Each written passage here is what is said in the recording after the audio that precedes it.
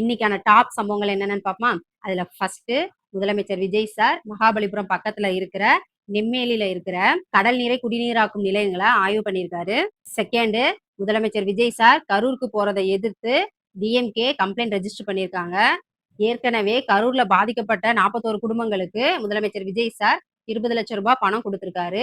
இப்போ எதுக்கு அங்க போய் அந்த 41 குடும்பங்களை அவர் சந்திக்கணும், சந்திச்சு கவர்மெண்ட் ஜாப் கொடுக்கணும்? இது அவங்களுக்கு லஞ்சம் கொடுக்குற மாதிரி தானே.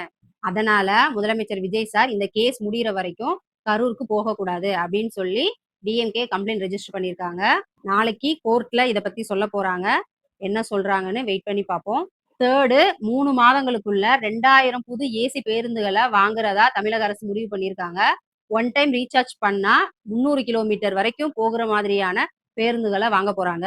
ஃபோர்த்து, புதுக்கோட்டையில பொன்னமராவதி, கூடலூர் பள்ளி மாணவர்கள் நாங்க ஸ்கூல் போற டைம்ல இங்க பஸ்ஸே வர்றதில்ல அப்படின்னு சொல்லி வீடியோ போட்டிருந்தாங்க.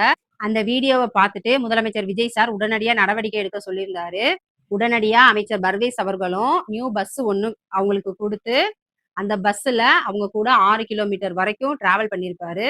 ஃபிஃப்த்து, ஏற்கனவே தாவேகா எம்எல்ஏக்களை பேரம் பேசின கேஸ் நடந்துட்டு இருக்கு.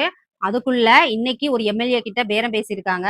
ஸ்ரீ வைகுண்டம் எம்எல்ஏ சரவணன் அவர்கள் கிட்ட 50 கோடி ரூபாய் தர்றோம்னு சொல்லி பேரம் பேசியிருக்காங்க. ஒத்துக்கலன்னு சொல்லி அவரை மிரட்டவும் செஞ்சிருக்காங்க. இதுக்கான ஆதாரம் தன்னிடம் இருக்கு அப்படின்னு சொல்லி அமைச்சர் சரவணன் அவர்களும் சொல்லியிருக்காரு.